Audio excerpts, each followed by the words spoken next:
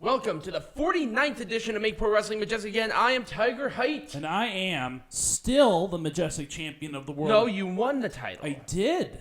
You won the title last week. That's right. And this week we didn't have anything. So yeah, I'm the champion. Yeah. So, we have a couple of different things to talk about, and it's not really just a couple of things, but it's overall in one thing. WrestleMania is next week, and Peanut Gallery and I were talking when we went out to dinner on Friday that it doesn't feel like the road to WrestleMania. Right. So we were like, that's a great breakdown, so let's start doing that. Now, I'm going to be maybe more so doing the history and why it felt important back in the day. Now, they did not really coin road to WrestleMania until like the mid-2000s. Right.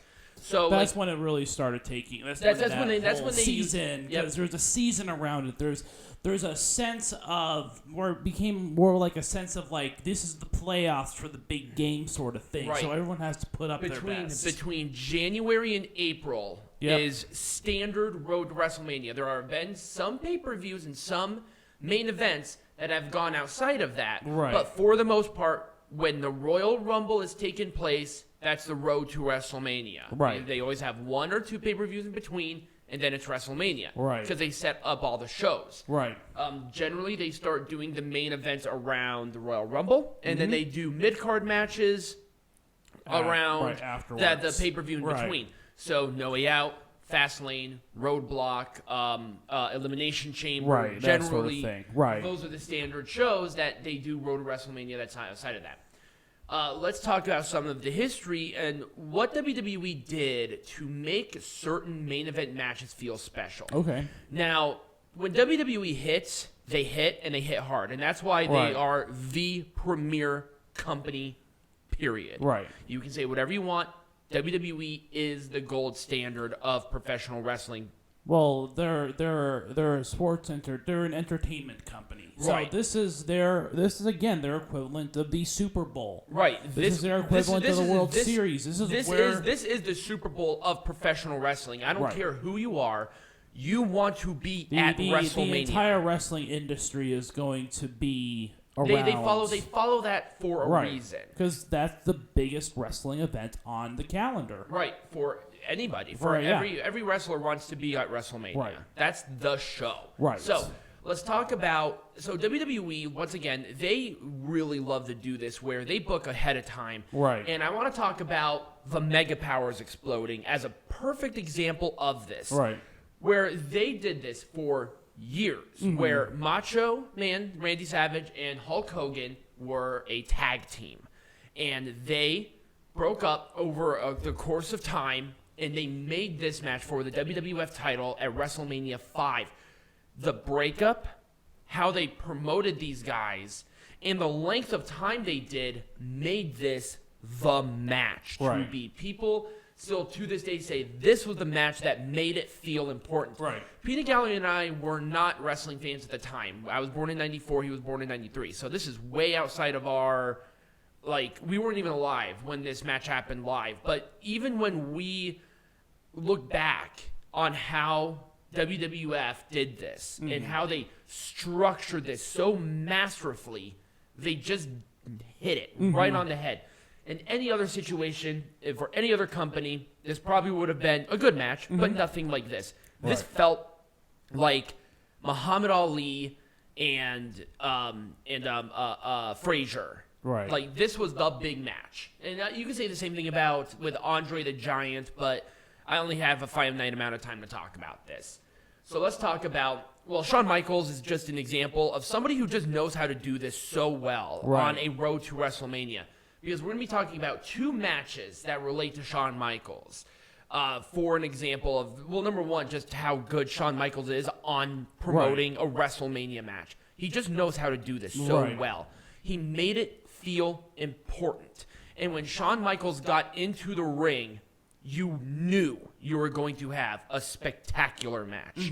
Because Shawn Michaels brought it. And he brought the big guns. He always did the big moments at WrestleMania, and he knew how to do this. So this one was important because you had where Flair's you knew that when Flair was told by Mr. McMahon that the next time he lost a match, he was done with WWE. He was not wrestling anymore. He had to retire.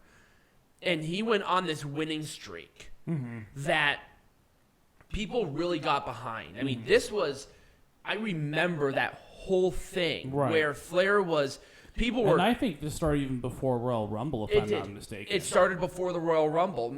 He faced MVP, I think, for the United States champion at that year's Royal Rumble, and he won by disqualification, so he technically won. Right. But how you knew that Flair's time was coming up, and you knew that it was going to be a WrestleMania. How are they going to do this? Once again, just perfect. And then the match itself, it didn't have to be the technical classic. Just the storytelling in this match was so amazing. And it's like that kind of stuff. The build, and even to the match, you have to deliver. Right. And these two delivered. Right. It was so emotional, and everything about it was great, and I love it. I mean, you will probably remember this and how they did that. It was just spectacular. Let's do another one. Let's talk about the women. One that actually started, I think it was after the Royal Rumble, where Ivory won the WWF champion. This was her right to censor days. Right. Biggest heel faction in wrestling at that time. Nobody liked these people. Right. And they broke Chyna's neck. So Chyna was out of action from the neck breaking to WrestleMania. I think she showed up the night after, and they built this match around Chyna's return. But Chyna wasn't even involved until later. Right. So it's amazing. Once again, when WWE hits it, they hit it. And even when somebody was not there, they just knew how to book around. I think Chyna was hurt with something else. I think it was something else. I know it was something totally with her chest. Like, I think one of her silicone things popped and she had to get surgery on it or something. But they still promoted the match like it was all that. And they still made it a match. It was a one-sided dominance match. Chyna won, but it made you feel like, oh my God, finally, Ivory's going to get destroyed. And you're going to enjoy every minute exactly. of it. And once again, it doesn't have to be a good match. Promote it like this. You have a road to WrestleMania. Right. Boom. You have a classic. People still talk about this match to this day. Here's another one where The Rock was the... And this, again, took place over many years. You knew that this collision was going to happen at some point. This was their first encounter. And I wanted to talk about the first encounter. Because this was the corporate, right? Mm-hmm. So this was when The Rock became the corporate champion. He was the corporate champion when he was just on fire. Right. Stone Cold, clearly the biggest thing in wrestling. This was their first encounter. Right. This was not the 2002 encounter. No, this was WrestleMania 15. So they faced off against 15, 17, and then 2019. Yeah. Yeah, 19. So this was their first big encounter. The two most popular stars. The Rock was the heel. And what I want to talk about with this one is that you're right. The Rock was the corporate champion at that time. I'm surprised you actually remember that The Rock was corporate champion. Mr. McMahon, who was a on-screen character at this time, the road to WrestleMania, because Stone Cold won the Royal Rumble. And everybody wanted, or Mr. McMahon wanted Stone Cold to not be in this match. Right. So they did everything in their power over the course of this road to WrestleMania for Steve Austin to go against everybody, to be the biggest powerhouse, to go up against the champion. This felt like the final boss match. And that's what the road to WrestleMania is. Right. You already have the champion. They don't have to be promoted anymore. But you got to make sure that the challenger, male, female, whatever, is ready. Right. That this feels important. Right. Now, in a weird circumstance, with the main event of this year's WrestleMania, you already have two people that are credible. The problem is that they have to face each other because nobody else is on that level. Nobody else could have been in this main event. Not a single person. And they just reiterated on how Stone Cold is the monster killer. He got in here with all the momentum. The Rock was already the champion. And then Stone Cold won. Boom. And it was so easy. It's really not that hard. It really isn't. And I'll do one more, and then we'll do a little bit of a breakdown of the current road to WrestleMania, maybe some pros and cons, and we'll go to yours, because that will be a good segue. Let's talk about Shawn Michaels Undertaker at the second encounter. The first encounter was just the Shawn Michaels Undertaker, two big people, but that match stole the show in every single way. Above the title matches, above the big moments like with Kid Rock, that was from 25. This was the match. And this is also one that spanned multiple WrestleManias as well. Yes. It was only two with at well, this level. there were a couple more. Those were for the title. Though. Well, no, but you added Triple H to the mix, and so it was like a 3 or 4 year saga. Right, because in which this happened. So right. So it wasn't just Shawn Michaels. Eventually Triple H also got involved. That was after this. Right. That was after But Shawn this. Michaels was still involved. He was a special guest referee at one of those. Yes, he was. Absolutely. So yeah, there were quite a few encounters there where Shawn Michaels and The Undertaker were involved in each other's business, essentially. Right. And what I really liked about this is the desperation of Shawn Michaels getting to WrestleMania. And not just getting to WrestleMania, but facing The Undertaker at WrestleMania, where The Undertaker said no. He said no. He had the world title. Shawn Michaels attacked him and poking the bear to get this match. He went into the Royal Rumble wanting to cash in that opportunity to not face a champion, but to face The Undertaker. Not only did that make the streak feel so much more important, but it made this whole road to WrestleMania, this whole road to redemption of, I can beat you, and I'm going to put my career on the line to do it, because I'm so confident that I can do it. And then once again, you get to that match. The hype is there. And I think this is a perfect example of, I think in a roundabout way, where WWE just doesn't have that hype for other matches. They have it for, in a roundabout way, Lesnar Reigns. They have it for, in a roundabout way, Flair Rousey. Other than that, what other match has that WrestleMania hype? With WrestleMania, it's so different. You need a thing that gravitates and catches people. This is your big time player event. You just can't throw a bunch of people in a match and call that a WrestleMania. That's not a WrestleMania match. It's not. I would say another really good example, actually, where they did it right one time, but they didn't do it right the other time, is the state of the Women's Tag Team Championship match. Do you remember a couple of years ago when they had, I think it was another Fatal 4-Way match for the Women's Tag Team Champions? You have multiple forms of developing storyline here, where you had the Boston Hug Connection taking on all comers. The Iconics wanting the moment for WrestleMania, so they poked the bear of the Boston Hug to get their title opportunity. I can't remember there was another team, and then there was the Redemption with Beth Phoenix and Natalya, the friends facing each other and proving to themselves that they can do this. When you went into that match, it may not have been as hyped as this, but there was hype. Then you had the culmination, then you had the big moment with the Iconics. WrestleMania moments, and it wasn't just the win. It was the developing storyline to get to that point. It's a journey, and with WrestleMania right now, a lot of these matches were just made. Where's the journey? Where is the pop and circumstance? Where is my excitement for me being at WrestleMania? Not just a pay-per-view, right, but WrestleMania. Right. So let's talk a little bit about some factors that we can possibly play into that contributes to the general lack of lack of hype, I guess. The lack of seasonal just right.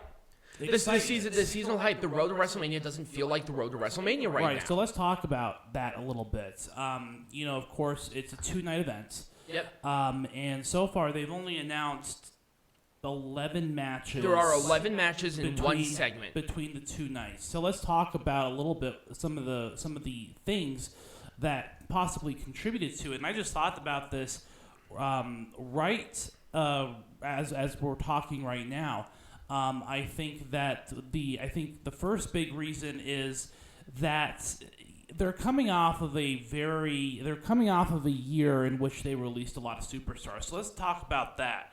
I think that the lack of matches has a lot to do with just the lack of people in the company in general. Right. And they released some people that could have theoretically been on this show, and it would have made total sense. Right. You had Bray Wyatt, Braun Strowman, EC3, Jon Moxley, a lot of the people that were well, maybe not Jon Moxley, but there were a lot of people within that time span that would have been perfect on this. Keith Lee, once again, another great talent that Let's not talk about specific people, though. They just released a lot of talents, a lot of big-name talents, and they don't have the... I guess they don't have the star power to replace it. Right, they don't have the star power to replace it. Exactly. I name drop people to illustrate that point. Right. But the people don't matter. I mean, it could be anybody. But the point is that there's not a lot of hype because there's not a lot of matches. There's not a lot of people. And it feels like it shouldn't be a 2-night event, but they're trying to make it into a 2-night event. But how are you gonna fill that time? Unfortunately, I feel like this year's WrestleMania is going to be very much like this year's Wrestle Kingdom syndrome, where you had the matches to go into Wrestle Kingdom, but then you had this night 3 all of a sudden that made no sense and actually watered down the rest of Wrestle Kingdom because that night 3 is associated with overall a good Wrestle Kingdom. Right. With this WrestleMania, I agree with you. There are 5 matches announced for night 1. What are they going to do to book that to span, unless it's going to be a shorter WrestleMania night 1. Right, which is theoretically possible, but I think people that spend hundreds of dollars on tickets want to get their money's worth. Right. So we'll see. Another factor that I thought about too was the previous pay-per-view that they had, Elimination Chamber in Saudi Arabia. I think that heavily influenced the breakdown of WrestleMania. And it wasn't in a good way because that was a large show. It was in a stadium. There were a lot of pyro. There were a lot of storylines that were finishing up for no reason at that event. And they were finishing up in the middle of what is perceived to be the biggest buildup of the year. Elimination Chamber works in theory. So, for example, having a number 1 Contenders Elimination Chamber match makes sense. Because you're advancing a storyline, right? But at the same token, you shouldn't be using the middle of the road to WrestleMania to finish up a storyline. Right. You should be adding on to the storyline if there's a storyline going into it. I would say you have to expand that storyline. You can't start a new storyline 6 weeks before WrestleMania. Now, I will say one thing. Now, that's not necessarily true because keep in mind Eddie Guerrero won the WWE champion at No Way Out in 2005. That was right smack dab in the middle of WrestleMania season. The difference, though, is that the title was dropped with 2 different rivalries coming out of that were obvious. You had, because Brock Lesnar was the champion at the time, he was going to the match with Goldberg. Right. So he had to drop the WWE champion before that. Right. Because they already started that rivalry. There were 2 competing rivalries. Usually I don't like those, but that's fine. Kurt Angle, I think, won a number 1 Contenders match somewhere at that time to face Eddie Guerrero at that year, and then they booked it because Kurt Angle wants to go for the title. Sometimes a rivalry that's very basic can stand within confines of 3 weeks. Right. But they didn't do that. Right. There was a hard cutoff for a lot of these. Some of the Elimination Chambers were there. Like Bianca Belair got her title opportunity at that show because she won the Elimination Chamber because Rousey was going for the SmackDown win. Right. That makes sense. But then we're talking storylines like Edge and Seth Rollins, which ended at that pay-per-view. or was that the previous one? I think that was it. I think that was. Let's talk about Goldberg's contract coming up, and I think that should have been saved for an event like WrestleMania, not an event like have him do one more match to face off. Now I understand why they had to get the title off of Lashley, right? Because Lashley was hurt, right? A Becky Lynch Lita match that would have made sense at WrestleMania. It makes more sense at WrestleMania than it does here. But again, they have to have this big event with all of these legends right before WrestleMania, like a pay-per-view before WrestleMania. It just doesn't make sense. You don't want those kinds of rivalries. You don't want you don't want those kinds of matches to occur if you're trying to build this up. And so again, there's just this lack of star power in general. Lack of superstars, let alone the size of the rosters, and the lack of people replacing them. Also, just having that huge event right before WrestleMania. So it NXT Stand and Deliver has better promo and build work within the confines of that event than WrestleMania does. Mm-hmm. In more matches than not, and they have half of the matches. Right. It's like I'm excited for some of them. Braun Breaker, Dolph Ziggler. Braun Breaker was a former champion. He wants to get that thing back for NXT. Cool. Right. It's easy. It's so easy. It's like there's a clear good guy and a bad guy. There's a clear good guy and bad guy. They had the Cora Jade Mandy Rose thing. Not the best rivalry, but there was a rivalry there. Mm-hmm. And then with Io Shirai and Kaylee Ray, they're going after the women's champion, making it a four-way because they won the women's Dusty Cup. Okay. Right. That's fine, because that bolsters that match more. Right. You don't have that here. No, you don't. And the other thing, too, that I think that we should consider is that there's just a lack of special matches. Every WrestleMania has a sort of, kind of a special match, like whether that's Money in the Bank from a lot of WrestleManias in the past. The only one that I could theoretically see is that big special match is Edge versus AJ Styles. But that's not. But I'm talking like a special stipulation. Oh, a special stipulation match. Yeah, they're really. Other than the Anything Goes match with Johnny Knoxville, Sami Zayn. Yeah, and I'll talk about that too here afterwards. But there's just a lack of special match. Like there are no storylines. A high stakes there are no storylines. There are no storylines that give me that excitement of that has to happen. Right. And I think that's another problem about these themed pay-per-view events, but that's a conversation for another episode because we can break down that whole nonsense at some other point in time. And then the last point that I want to bring up, and then I'll let you make some points too, is that I know that WrestleMania has always had star power, right? They've always had people from outside of the wrestling industry come and perform or do something like that, right? Right. The problem is I feel like with this one they're relying too much on it. I think that there's an over-reliance on outside sources to promote this pay-per-view. I can see that. And I'm just talking because usually you might have one, maybe two, but here you have three or even four. I mean, you're going to have a lot of stars that are not full-time wrestlers or even wrestlers at all, and you have to, and it just doesn't make sense. It's like, why can't you have some of your own superstars on there? Why does it have to be Johnny Knoxville? Why does it have to be Logan Paul? Why does it have to be Pat McAfee? They're not full-time wrestlers, and they're not even wrestlers. Right. I get it that they're fans of wrestling, and I get that it plays into some storylines, but it just doesn't make sense. You're trying to showcase the best talent, but when there's no talent right. in terms of wrestling, then why are people gonna go bother? Right, exactly. Now let's compare it to last year's WrestleMania, and here's where I will finish up my points before we go into your part more in depth. Is with last year's WrestleMania, you had the Braun Strowman-Shane McMahon match, which was a rivalry going into it at the very least. It was stupid, but there was a rivalry there, and it was a steel cage match. That made sense for the rivalry that they had. Right, because Shane McMahon is not a full-time wrestler. And also he ran. He was running. That was the entire antithesis of that rivalry. But then you had Bad Bunny with Damian Priest taking on The Miz and John Morrison. And Bad Bunny's a very rare exception. But guess what? Those two, that was it. Right. And that was on night one.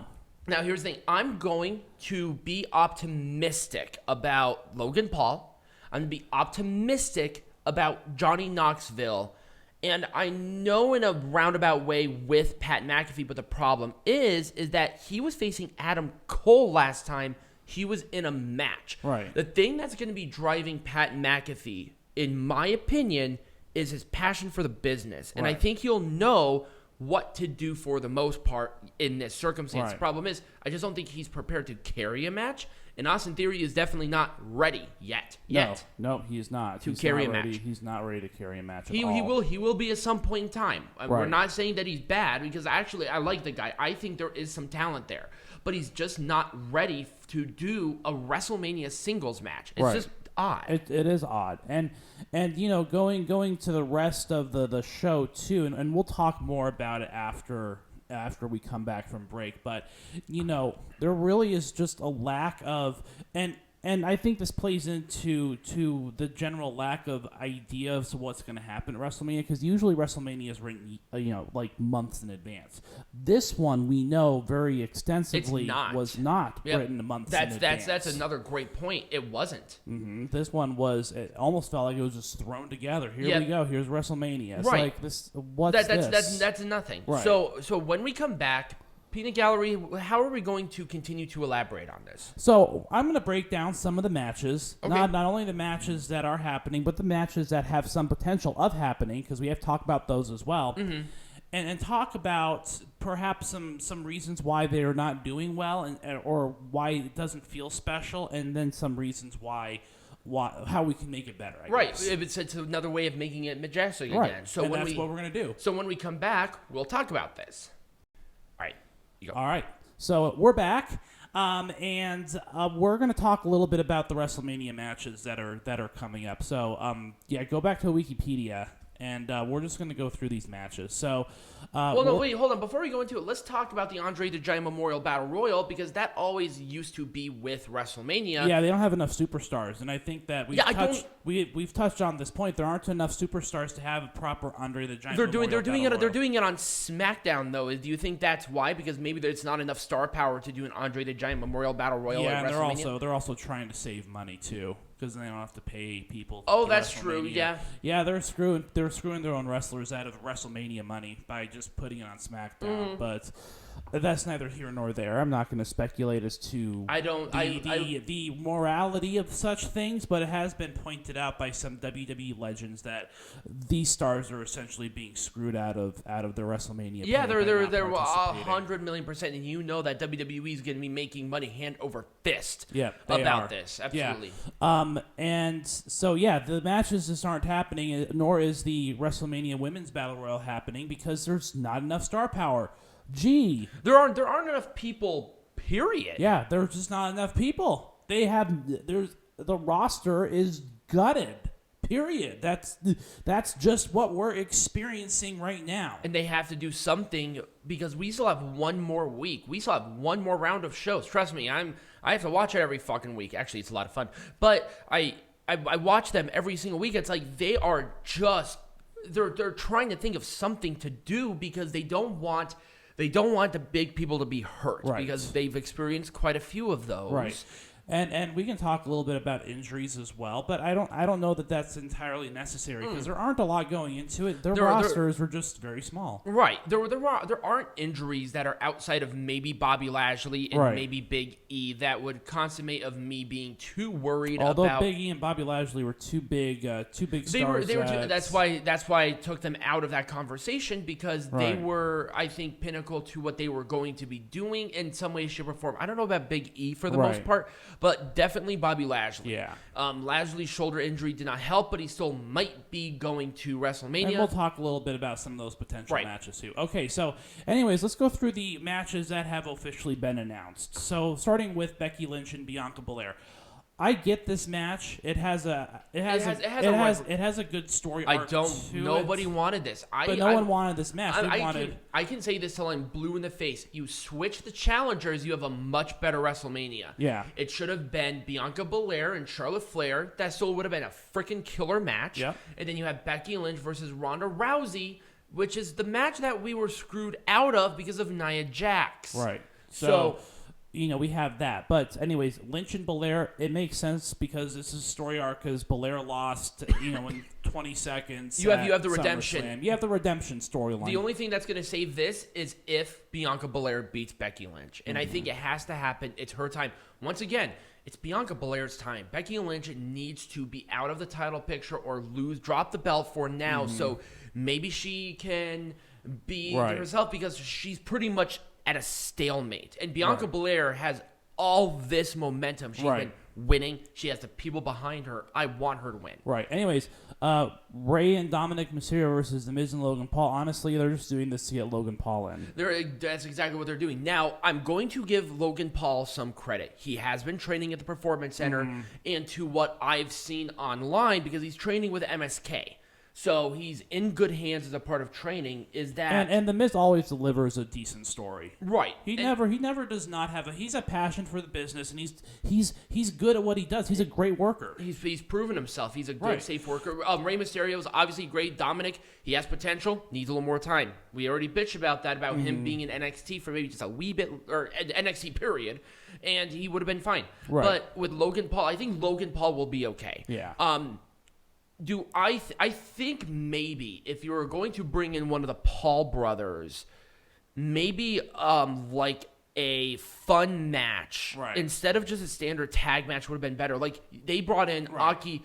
They brought in, I hate using this example, but I think it's a good example. They brought in Aki Bono against Big Show in a sumo match. Right. Have Logan Paul take on somebody in maybe a work shoot fight match or something. I don't know. But it is what it is. I can understand why. I'm sorry. I think Jake Paul probably is one of the bigger stars between the two brothers, but it is what it is. Whatever. Anyways, Drew, he's there. He's putting in the work. I'm at least going to give him the option. Who knows? Maybe he'll do really fucking well. Right. Drew and Happy. At least it's finally fucking happening, so we can get rid of this stupid rivalry. This should have ended a long ass time ago. Yeah, that's this. They just wanted Drew. They wanted Drew McIntyre in there, and other than Reigns and Lesnar, he's the biggest star that they have. Right. The Usos versus Shinsuke and Rick. It's something other than the Usos. You mean something other than New Day? New Day. Yeah. Sorry. But again, Nakamura and Boogs have to win these belts. People are behind them. Yeah, I don't know that that's going to happen. I will say one thing. Rick Boogs, I think, as an undercard person, is the most popular undercard person they have. And also, he's very strong. He has the charisma. I think this could work. Because I think it could work. Yeah. Flair and Rousey, we've kind of talked about it. You know it's going to be a good match. Yeah. And Ronda Rousey's going to come out with the belt because she's going to stay on SmackDown for the foreseeable future. But that's okay. They need women. Right. Well, and also Ronda Rousey came back because Fox requested it. So, right. Well, Fox probably was yelling at WWE for having a shit ass roster because that's not what they signed up for. Right. So, anyways, let's go to night number. Well, actually, let's end the night because we all know that the Kevin Owens segment with Stone Cold Steve Austin is going to be happening as well. Right. On night one, I don't like having. I hate actually having talk show segments at a WrestleMania. The only way that this is going to be even remotely redeemed is if it's on the pre-show. But it's not going to be. No, it's not. Because they're bringing back Stone Cold Steve Austin. It's going to be the main event of the show, actually. Are you fucking kidding me? I'm not kidding you. I think that's the plan, is they're going to make that the main event. That would be horrendous. Yeah, but I think because Stone Cold can't wrestle really anymore. Yeah, I know, but once I bitched about this earlier. If you bring back Stone Cold Steve Austin, if he's not wrestling, who the fuck cares? Right. You shouldn't do a talk show WrestleMania, especially not in the proposed slot of the main event. If that is the fucking main event, I am going to be really upset. Yeah. And I think that would just be such a disservice to pretty much everybody involved. The people that worked that night. The people that put their blood, sweat, and tears in the middle of that ring. Yeah. You're basically saying you're not as big of a star because it's your fault. This is MLM shit. And I've been on a trip about MLM shit. And it's like, that's basically what you're telling them. Right. You're basically gaslighting them. So anyways, that's kind of night one. Let's talk about night number 2 now. Let's talk about the women's tag team title match and the picture in general. Again, lack of star power means that you have these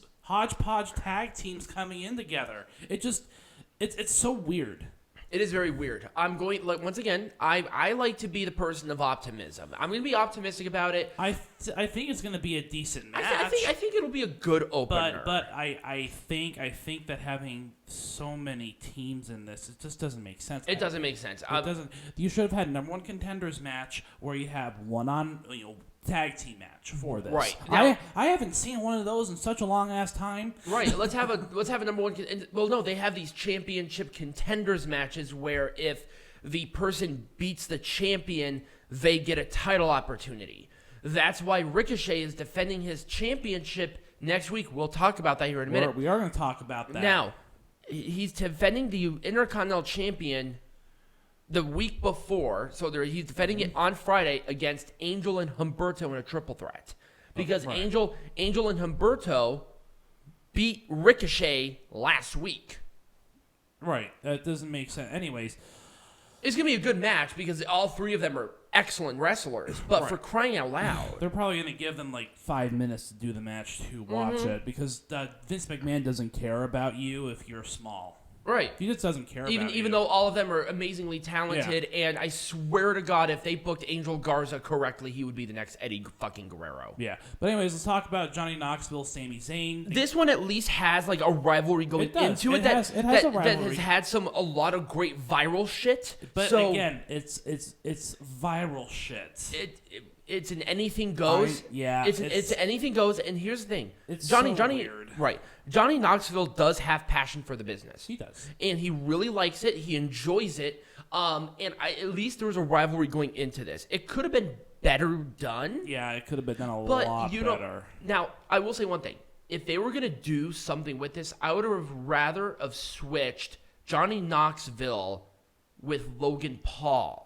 And maybe done the same thing. Yeah. Where maybe The Miz and somebody else take on Johnny Knoxville and Rey Mysterio. I don't think Dominic Mysterio is quite ready for this. No, But anyways, you kind of get my point. My point is that, it should be fun. It should be. It's gonna be a fun little pillar plunder. Right. Yeah, that's gonna be. There's nothing wrong with that at WrestleMania. No. And also, once again, Johnny Knoxville has the attention because Jackass Forever came out. Yeah. He wanted to do a match, and I think at least in that kind of context, I'm not offended by it. Right.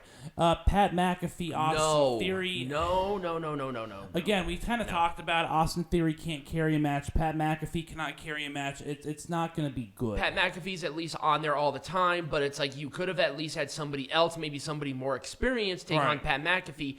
Now, maybe in a perfect world, it would have been Pat McAfee and Sami Zayn, because at least Sami Zayn can carry a match. Right. So but Austin Theory, doesn't have what it takes to carry a match. Mm-hmm. RK Bro, Street Profits, Alpha Academy. There's no reason for this match. I feel like this rivalry's been all over the place. It's been me wrong. all over the place. It just doesn't. I don't know. There's no reason. The problem is that the Street Profits are like pseudo heels for no fucking reason. Yeah. They should have turned them full-fledged heel, and I said that before. And I'm sure that they're going to use the Street Profits for some sort of like sponsorship, whatever, like they did with the pizza thing and whatever, and that's just tacky. Right. It's going to be tacky. That's not where it's supposed to be. That's not WrestleMania. This is WrestleMania.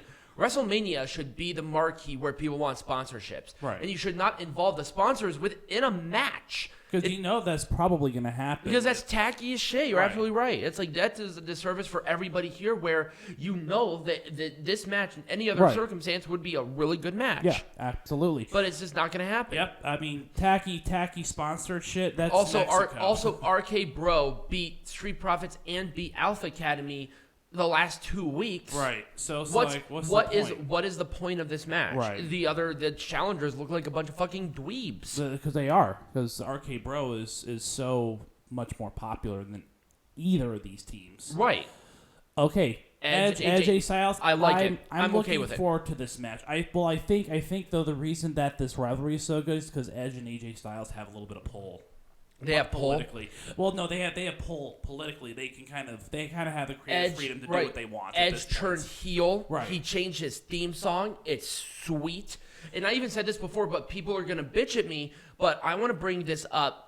Edge and Chris Jericho are so great at reinvention. This is the Edge that needs to happen at this. Right, but Edge only has so much time left. We're done with the nostalgia shit. Let's have Edge do something else. And this whole thing of like the darkness. It's so neat, and it's like that's exactly. But what again, I think the only reason this rivalry is so good is because Edge and AJ Styles can pretty much do what they want backstage. Right. They have creative freedom over their characters. I mean, if of any match within night 2, this is probably gonna be penultimate. Yeah. Probably. Yep. Because we all know what the main event match is going to be. Roman Reigns and Brock Lesnar for the kind of a controversial hot take, and this is totally devolving from this.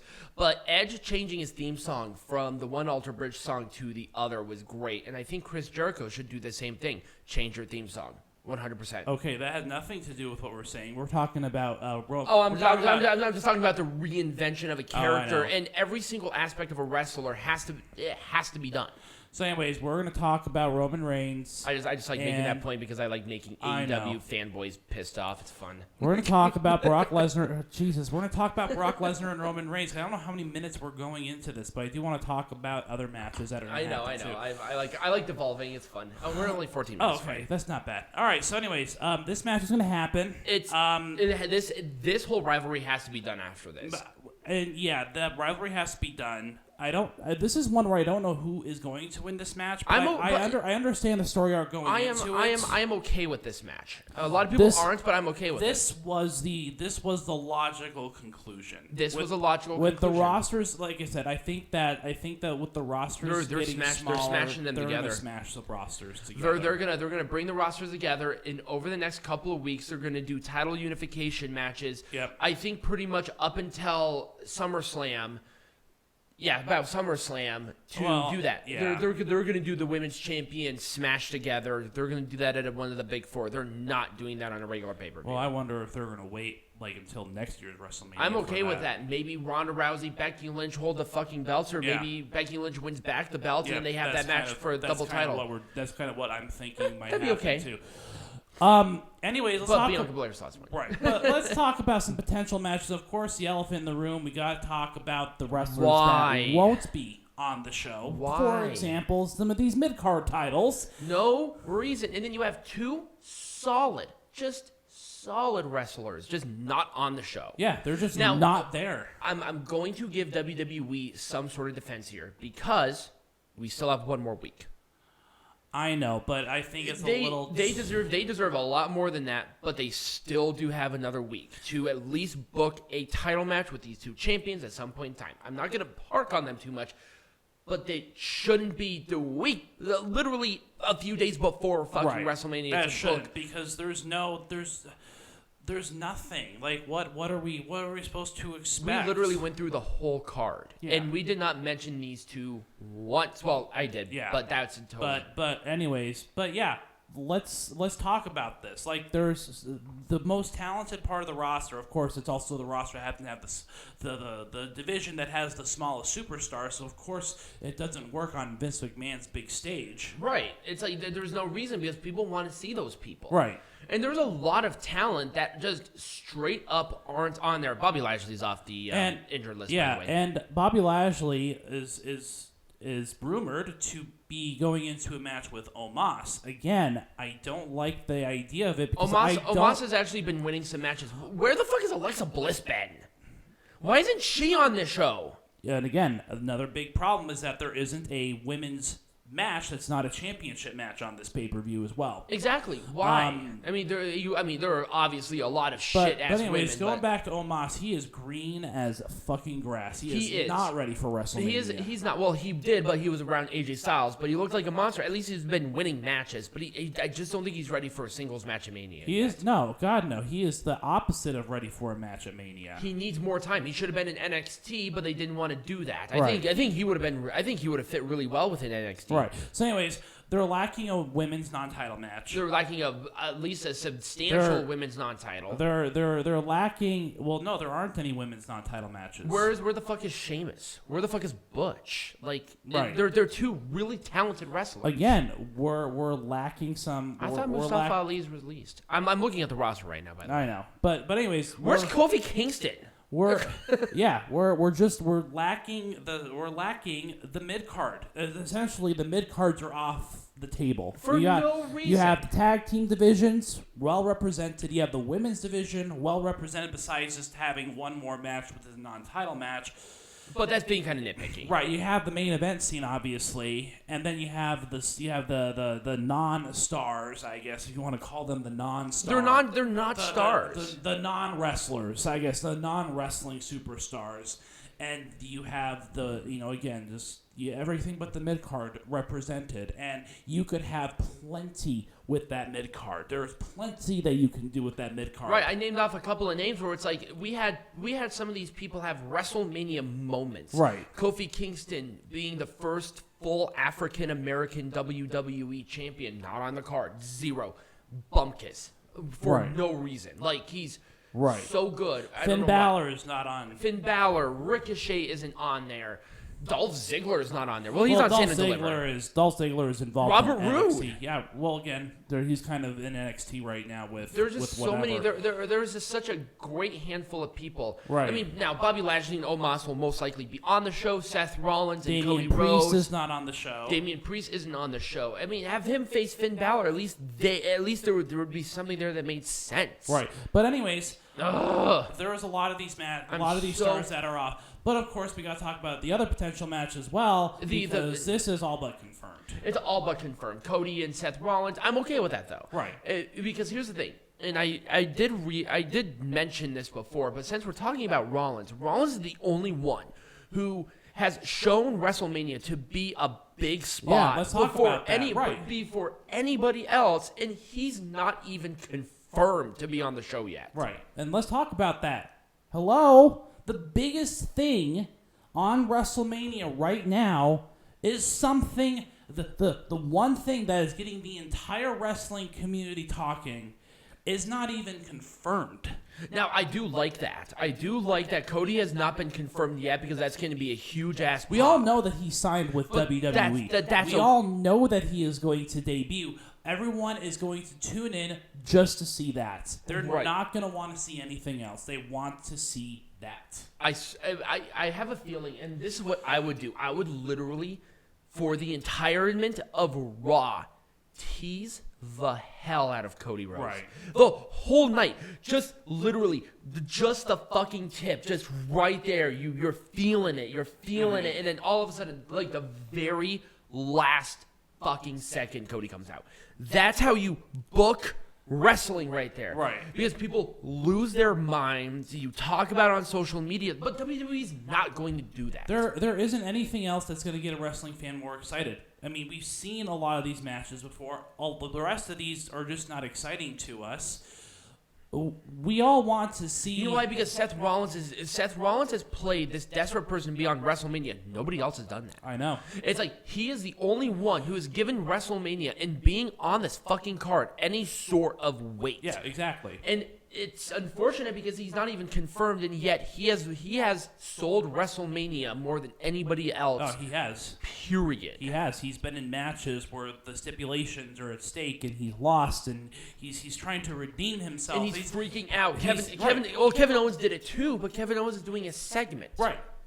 Kevin Owens also did that big promotion. They had that tag team title match, which was fucking great. And they lost, and both of them just felt that loathing, and you're like, you just know it. Kevin Owens did the call-out to Stone Cold Steve Austin. People lost their minds. Why? Because the two people who were booking that were so desperate. They will do anything to be on this show. And I wonder again if creative freedom has a little bit to do with that. I can almost guarantee you, because those two know how to promote WrestleMania. Mm-hmm. They did that, and nobody else has done that. Because at the end of the day, here's the thing. At the end of the day, well, Roman Reigns, Brock Lesnar did, but because they were the main champions, they were going to be at WrestleMania. Right. At the end of the day, here's kind of my point. The point that I'm trying to make is that WrestleMania is the biggest event in pro wrestling, just period. And you can say all day that it's not, but it is. Double or Nothing, Revolution, they don't hold a candle. They don't own a hand. They don't. And everyone wants to see that match at Mania, right? Everyone wants to experience that sort of thing.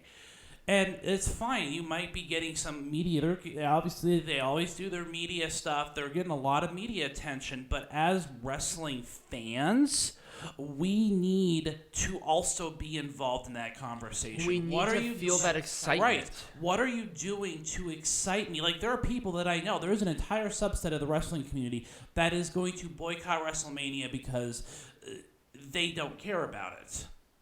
I'm not going to boycott WrestleMania. No, I like watching WrestleMania. Right. But the point is that you shouldn't have to alienate one group of people at the expense of just whatever. And on my part, I illustrated so clear stuff where WWE just knocks it out of the park for WrestleMania, and no other pay-per-view they do this. Right. None. Zero. I mean, maybe SummerSlam. But WrestleMania is in a different league of its own. Everybody talks about WrestleMania.